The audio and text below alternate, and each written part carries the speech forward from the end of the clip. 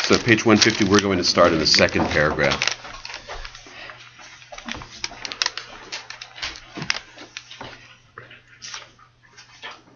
So I'm just going to get right to it. We've done this last week, but I'll get right to it because I think we'll get the context from the quote. Ve'elu heim praklitin shel adam.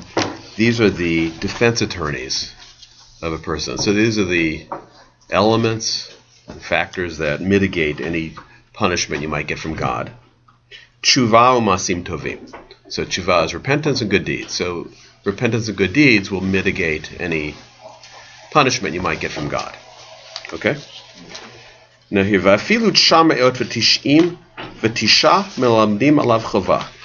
Even if you have 999 things, it doesn't really say what, but let's assume that they are bad deeds, bad things you do in your life. Even if you did 999 bad things in your life, although it doesn't say right here that these are things or bad deeds, but 999 bad deeds in your life. Even if you have 999, ve'achad melamed alav zachut, and you have one that's saying good things about you. So the thing that's saying good things about you are your good deeds. It's personifying your deeds. Your deeds testify. So your bad deeds testify against you, your good deeds testify in your favor. If you have 999 testifying against you, but you have one that's testifying in your favor, nitzol, you will be saved. Okay. So this is talking about the power of even one good deed. So the power of even one good deed in your life overwhelms everything else. It's an interesting idea. We're going to play with that idea a little bit. Okay? Because obviously that's not fair. Yeah. I want to think about that for a second too. So I mean, you're just a license to do bad. Yes. Okay. So yeah, you could make it. You could read it that way. You could read it that way. It's also. I mean, you have to get sort of past kind of a Western Aristotelian, even Maimonidean frame of everything being balanced, everything being fair. This isn't balanced or fair. Good deeds overwhelm bad deeds. So that's the theory here. You know, it's a theory of life. It's a theology. It's a theory that one good deed has tremendously more effect in the universe than bad deeds, to the point of 1,000 to 1. That's the theory.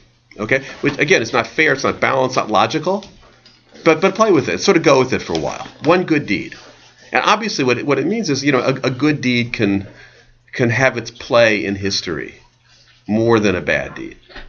Just think. I want you to just kind of let that sit with you for a little while as we go through this. Because first, of course, they want to find a quote from the Bible to prove it.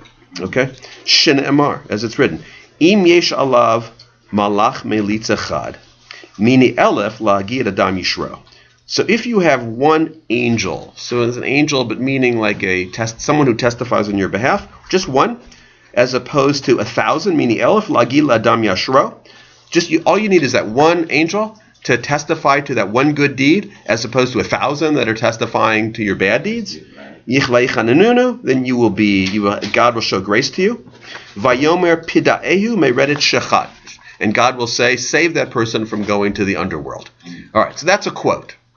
All right, and then the quote does a pretty good job of proving the point, because the quote almost exactly says that. It says, one angel that's testifying in your behalf, and the angel has to have a good deed, can overwhelm the 999 angels that are testifying against you for your ultimate judgment. Who's the quote from? So the quote's from Job. It's very interesting, isn't it? So what's Job's complaint is that the world isn't fair. So this is, it's not here. Sometimes they yank verses out of context because they want to use that verse for their particular purposes. Here they do that. They're yanking this verse out of context, but they're also doing it for a reason, because they're arguing, in many ways they're arguing against Job. The rabbis have we're not going to go into this in full detail right now. The rabbis have a very mixed attitude towards Job. They don't really like Job very much, although Job in the Bible is a good person. But there's something about Job's constant complaining about his fate that rubs the rabbis wrong. And now remember what Job is complaining about. Job basically says the world isn't fair. I've done all these good things in my life and I'm getting punished. Now the rabbis are using something from Job to say that, yes, the world isn't fair. Don't go around in life looking for fairness and balance. Like your good deeds, this is again, you have to sort of get past your Western mentality where we're looking for balance. If I have 50 good deeds and 50 bad deeds, I'm somewhere in the middle, and I just need one to... We even learned that. By the way, that comes from Maimonides, too, who's very affected by Aristotle. But this is all before Maimonides. And their view of the world is much more complicated in some ways. It's not really a fair world. What they're saying is ultimately, in the great arc of history, there's more power to goodness than to evil. But sometimes it can take a long time. One could a lot more power to goodness than to evil. One good deed overwhelms 999. Not right away. Maybe not in your lifetime. Because later verses, you'll see, this goes beyond anybody's individual lifetime. I could see the rabbis having trouble with Job, maybe because you could interpret it as maybe God isn't fair. Yeah. Rather than the world isn't fair. Well, that's what they're saying. They're saying that God isn't fair from your conception of fairness. Like, your conceptions of fairness are limited. You're trying for this just mathematical kind of sense of what fairness is. There's good deeds, there's bad deeds, and if you have more good deeds than bad deeds, you go to heaven, vice versa. So that works very well under our sort of human schemes of mathematics. So the rabbis are just saying, like, that's maybe it's more complicated than that. It's not a mathematical sense of fairness. And they get annoyed with Job, even though God justified Job in the end. God justifies Job in the end. I've mentioned this midrash where Job is the bystander in Pharaoh's court. Pharaoh. This is a midrash. It's an ingenious midrash where Pharaoh gathers his advisors and says, "What should we do with the Jews?"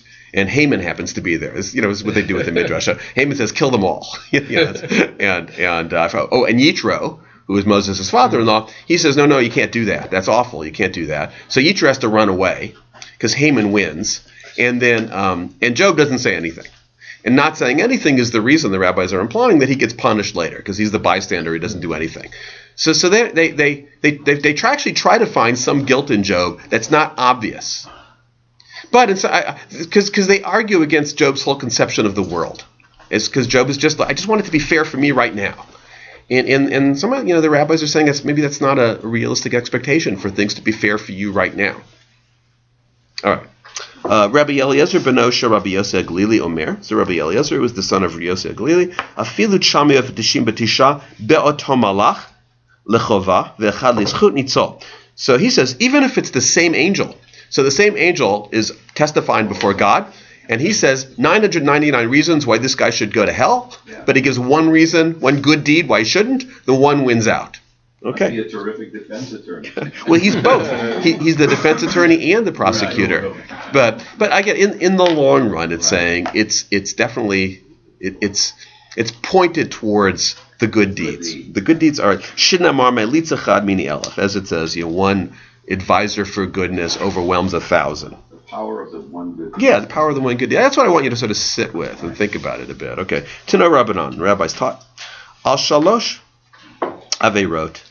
Oh, I'll just say one more thing. So in the last week's Torah reading, it's really interesting. So last week's Torah reading, I think it's the second commandment, where God says, Poker avon avot al banim ashleshim v'al ribi'im. God says, I'm God, I punish you to the third and fourth generation. Mm-hmm. So we all think this is really, very unfair.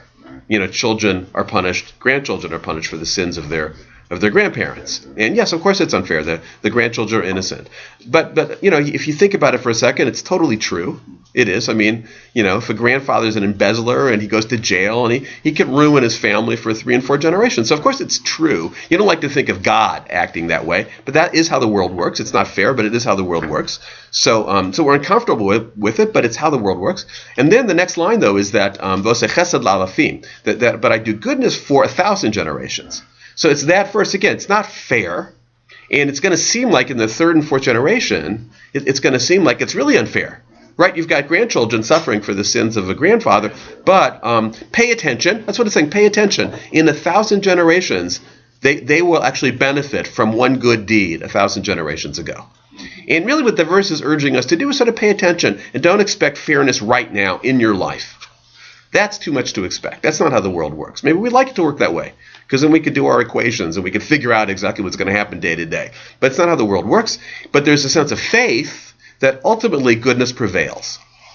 But the reality of Job is that's exactly the point. They want him to essentially give up on God, and he doesn't. Yeah. So what you're saying is obviously the case. He holds on to his belief system in that in the same modality that you're talking about, and then winds up essentially turning.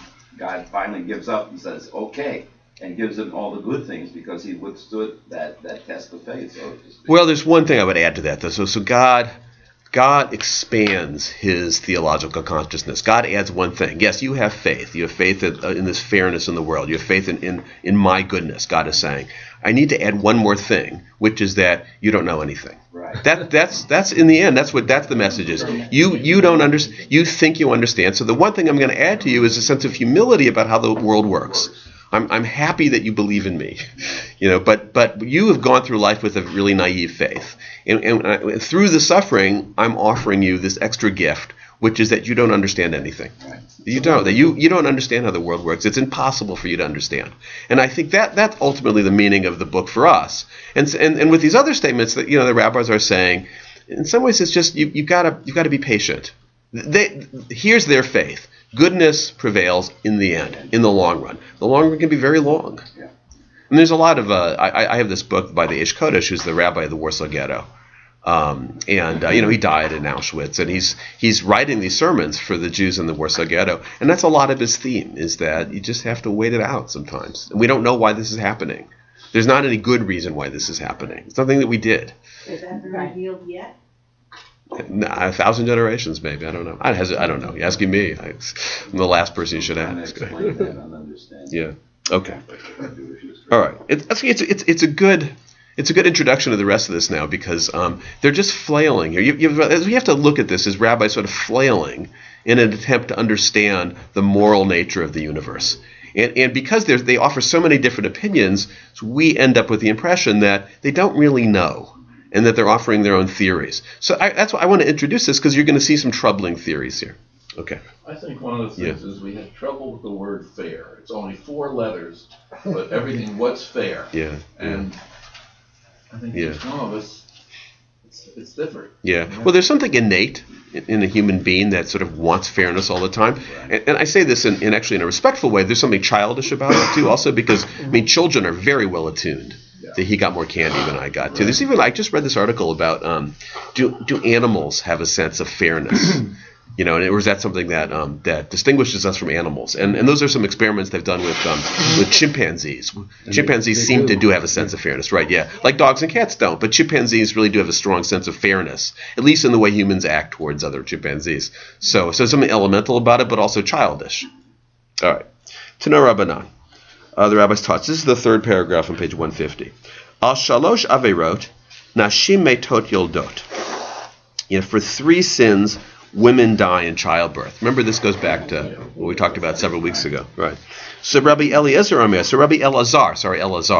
actually amends the text and reads it differently. In the Hebrew, it's just a slight change.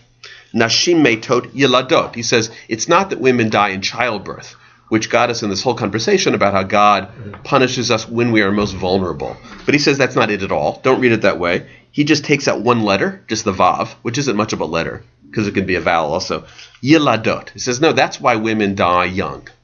Yeah, like a yalda is a young girl. It doesn't mean as young girls, but here's 3 reasons why women die young. Okay. So that takes away childbirth altogether. It's the same 3. We had the same 3. Anybody remember what those are? It's Nida, which is the menstrual laws, Challah, which is the little piece of challah, and lighting Shabbat candles. Okay, so it's not necessarily in childbirth. That's why they die young. All right. Rabbi Acha Omer. Be'avon, he adds one more. So Rabbi Acha adds, Be'avon shemechabsot sa'ot b'neihem b'Shabbat. So for this one sin, women die young because they clean diapers on Shabbat. There's no explanation for that. I don't know where he came up with that. The concept of waiting. Yeah, I know, that's true. Yeah. All I can tell you is maybe he saw it happen one time. Maybe, it's a woman cleaned her diapers on Shabbat, which she shouldn't do, and then she had a heart attack and died. He saw it happen. He, 1 and 1 makes 2, and he just made that claim. It's a, who knows? V'yeshamrim al shekorin. This is the wildest one. It's you'll see even Steinsaltz is like, what is going on here? Al shekorin la'aron hakodesh arna, because they call the aron, which is the ark, Now, I think Steinsaltz adds the word holy ark, but if you see there, it's just aron, but they mean the ark, arna. So arna is the Aramaic word for ark. Rather than use, this is Rashi, rather than using the term the holy ark, they just call it ark. And because of that, they die in childbirth. All right, well, here's a few things. I mean, first of all, let's look at Steinsaltz. If you look on the note that he's got on the, I think it's on your left, they call it ark. Medieval and on the last, where it says background, the last comment. Medieval and modern Talmudic commentaries, see Tosafot. I'm actually going to show you the Tosafot in a second. Ask, what is the sin in referring to the holy ark as simply ark? I mean, by the way, we all call it ark. Anybody here ever say holy ark? When it's your job now to open the ark, right? I mean, do you say it's your job to open the holy ark? No. You know, and so, well, I'll keep reading. The sages refer to it the same way. All through the Talmud, they call it aron. So this is nonsensical. It doesn't make any sense. And even the Tosafot are Rashi's grandchildren who comment on the Talmud. They can't figure it out. So perhaps the distinction is that the proper Aramaic term for ark is arona. Well, Arna also means wild goat. So Steinsaltz kind of guessing out of left field what's going on here, and what they're saying then is it's a disrespectful term because it's like a pun. You're being disrespectful in referring to the ark and calling it a wild goat. Therefore, the use of the term is inappropriate when referring to the holy ark. Okay, so I'm going to show you one thing here. This Steinsaltz edition in the back has the actual Talmud text, along with the commentaries. Here, I'll show the camera. I'll show you all. So what you have here is the one thing he adds is the pronunciation, the vowels. In Hebrew, it's nikud. Nikud actually means dots. This isn't in the original text. So you've got this, and you've got on this side you've got Rashi. So Rashi generally just tries to understand what happened and try to explain in very concise language. Rashi is very helpful. Okay. Then you have much more analytical commentary on this side, which is called the Tosafot. So the Tosafot are Rashi's grandchildren, a series of rabbis who actually go into more detail. So they're the one that raised the question about Arna and Aron and Ark. Like what's going on? That's what they're saying. Like what's going on? What could they possibly mean? So they add one possibility, which will lead us to the next part here, which is that these women, whoever they were, that were calling the ark, first of all, they were referring to synagogue arks. So they weren't referring to the ark in the temple, which housed the Ten Commandments. So they were referring instead to the synagogue arks, and they were being disrespectful. And it could mean, and you'll see why this comes, it could mean that they were actually rejecting synagogue worship altogether, because there were groups during Talmudic times that didn't buy into these new radical renovations, which we live with. But there was a point where they were new, where is that you worship God in a synagogue, when you study Talmud together and you daven with a prayer book, as opposed to what? Sacrifices in the temple. So because the temple was destroyed, so there had to be debates. What do we do now? So there would be people that would say, "Hey, we'll just build a new temple, or we'll sacrifice over there." All this new stuff. It was new. Praying with the talis and tefillin and all the rituals which we concocted in order to continue to worship. There were groups during Talmudic times that opposed that. All this is speculation, although the speculation becomes clearer as we continue that this is what is going on here. There are rabbis that were saying that they're being disrespectful to our synagogues, and that's very serious because the synagogues were new at the time. Yeah. These are only women. Yeah. Are they angry because they're not included in the synagogues? Well, all this is such speculation, so it's hard to say. I mean, they wouldn't have been so much included in the temple sacrifice either. So, yeah. Were they excluded in biblical times, or they're just women? Women didn't offer sacrifices in biblical times. There were places for them to sit, but there are places for them to sit in Orthodox synagogues also. So they weren't totally excluded.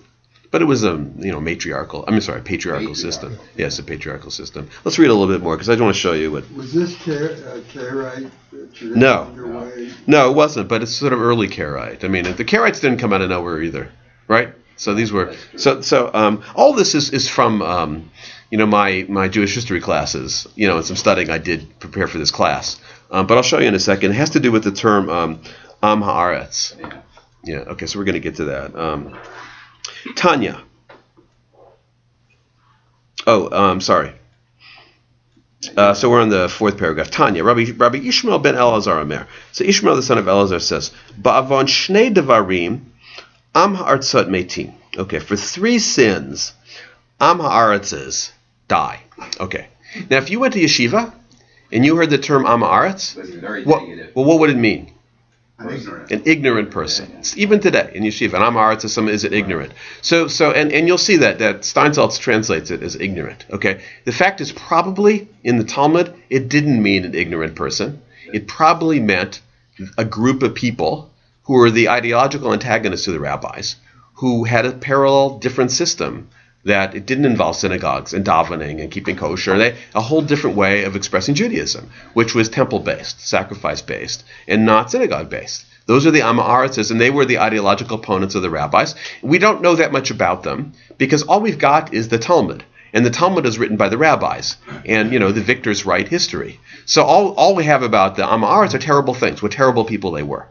So you have to take a step back and think just logically, well, of course there was going to be different ideas. I mean, these are Jews, after all. So there was going to be all sorts of different ideas, and they were going to have ideological battles about what next, what happens now in Judaism with the temple destroyed. So there were the rabbis who wrote the Talmud, and that's the document that we read, and that's who we are. I mean, we end up being the heirs to the rabbinic tradition, but there were other types of Judaisms, and they make their way into the Talmud, through even quoting them.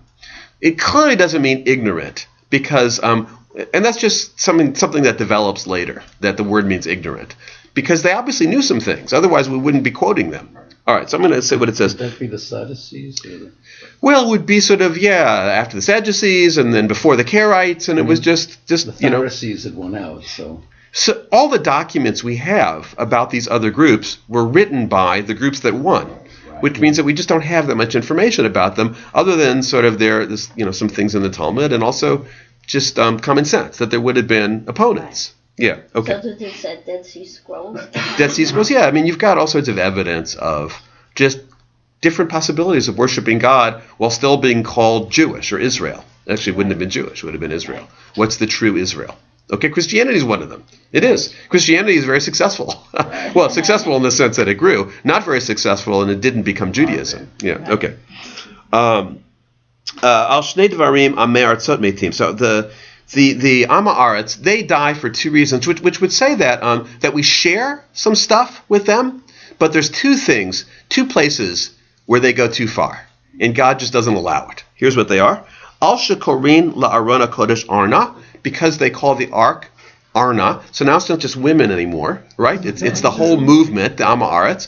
And by the way, that doesn't indicate ignorance here. No. It indicates disrespect. They're not referring to our arks as holy arks. They're referring to them as wild goats, meaning that they don't accept that we can take the ark that was in the temple and transfer it to our local shtetls, our local synagogues, because that's essential to rabbinic practice of Judaism. Is we can take the great stuff that happened in the temple and transfer it to our homes, right? So Shabbos candles, remember Shabbos candles too is a remnant of the temple, but it's this powerful spirituality that was only open to high priests is now open to every Jew in every shtetl. And the Am Ha'aretz people don't accept it. They disrespect it. So they die for that. We can't accept that. It's their way of saying it's beyond the pale. That's one. What did the Jews who didn't live in Jerusalem do back in those days? I mean, they were too far away to come to the temple. Well, that already is in some early Mishnah where they would send people. They would send people to Jerusalem. They would gather up money. And they would make pilgrimages, and they would send people. And they would gather together. These people didn't live in Israel. Most of them lived in Babylon. Yeah. Well, yes, we're 400 years later. I'm talking about back in biblical times, before the temple was destroyed. Yeah. You had people living close to the temple, and you had people living in Alexandria and wherever. So they sent stuff. They would send stuff. They would send stuff, but I mean, so I don't want to go into it's not a history class, but that's the early manifestations of the synagogue. So even back then they had gathering houses. They had something where the people could get together. Otherwise, you're right. I mean, the communities would fall apart. Yeah. The temple was where you did the big stuff, the important stuff. But already, I mean, that's why synagogues didn't. None of this stuff. Isn't how history works. Right. The temple's destroyed, so we have synagogues. Clearly, there was sort of proto synagogues that existed beforehand. Okay. So, and then what's the other sin? And here's where you get close to understanding the truth. So one is that they call the ark something they shouldn't call it. The al shekorim lebeit knesset. What's Beit Knesset? They call synagogues Beit Am, just the house of the people. So they don't accept that the synagogue is the holy place. They think it's just a community center, a Beit Am, a place where people gather together. So they don't accept the sanctity of synagogues. So that's the evidence that that's who these people are. They are people that don't accept the sanctity of the synagogue, where the synagogue is the place where we can do spirituality. They reject that. So true spirituality can only happen at the temple. Okay? So they lost because we ended up... But it was a live battle in those days. And who knows what would have happened if they would have won. Maybe there would have been sacrifices and I don't know. It was probably just not practical because you couldn't rebuild the temple. Like you said, most of them are in Babylonia. Although right here, by the way, we're quoting Palestinian rabbis. I don't mean like current Palestinians. Yeah, it's interesting. Yeah, yes, that's just it's the scholarly term for it. They're in the land of Israel. What did the Romans call it? Caesarea or something? No, Palestina. No, they had a name after the Jews were. Yeah, forgot. Yeah. Okay, Tanya, we'll do a little bit more. Palestine is there. Rabbi Yossi Omer. So Rabbi Yossi says, Shlosha bitkei mita nivru ba'isha. Okay, so 3 crucibles of death were were created in a woman.